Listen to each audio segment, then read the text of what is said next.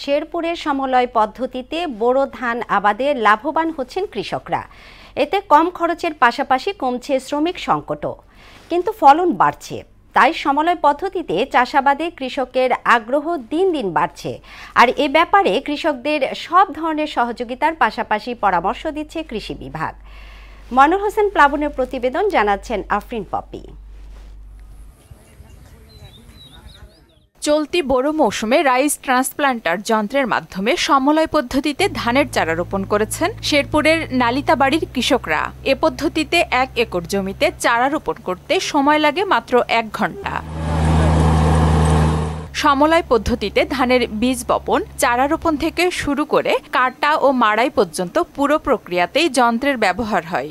Rice transplanter ও combined হারভেস্টরের মতো যন্ত্রের ব্যবহারের কারণে কমেছে খরচ, শ্রমিক সংকটের চিন্তার ভাজনেই কৃষকদের কপালে। যন্ত্রের মাধ্যমে করলে আমরা অনেক উপকৃত হই, আমাদের খরচ কমে যায় এবং শ্রমিক কম লাগে। মেশিন দিয়ে জ্বালা ফেলেছি, মেশিন দিয়ে খেত লাগাইছি, তাতে গত বছর থেকে আমার অনেক টাকা কম লাগছে। আমি 24 কাঠা জমি আছি, খরচ অনেক কম লাগছে। মেশিন দিয়ে কাটলে এটা নষ্ট, ওটা নষ্ট, কিচ্ছু নষ্ট না। তারপরেও কামলার চাইতে এটা খরচ বাঁচে বেশি। আধুনিক যন্ত্র ব্যবহারে কৃষকদের উদ্বুদ্ধ করছে জেলা কৃষি বিভাগ। আমাদের এটার মূল উদ্দেশ্য হলো কৃষিতে যন্ত্রের ব্যবহার কৃষককে উদ্বুদ্ধ করা, এবং এতে আমাদের শ্রমিক খরচ কম হবে। বিশেষ করে জমি লাগানো, চারা উৎপাদন করা এবং জমি কর্তন করা সবগুলোই মেশিনের মাধ্যমে হবে। সামগ্রিকভাবে 1 একর জমিতে কৃষকের 12 থেকে 15 হাজার টাকা সাশ্রয় হচ্ছে।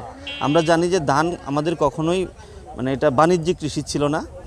এই ধানকে বাণিজ্যিকীকরণ করতে গেলে যন্ত্রের কোনো বিকল্প নেই। আধুনিক কৃষি পদ্ধতিতে চাষাবাদে উদ্বুদ্ধ করতে সরকারের পক্ষ থেকে প্রণোদনা দেওয়া হচ্ছে বলে জানালেন এই কর্মকর্তা। সমলয় পদ্ধতিতে 50 একর জমিতে আমরা যন্ত্রের মাধ্যমে চারা রোপণ করেছি। তারপর মাঝখানে সরকারিভাবে বীজ সার প্রদান করা হয়েছে। এখন আমরা যে একই সাথে 50 একর জমিতে যন্ত্রের মাধ্যমে আমরা ধান কাটার উদ্যোগ নেওয়া হয়েছে। চলতি বোরো মৌসুমে জেলায় লক্ষ্যমাত্রা ছাড়িয়ে ধানের আবাদ হয়েছিল 92,000 হেক্টরের বেশি জমিতে। আফরিন পপি, মোহনা সংবাদ।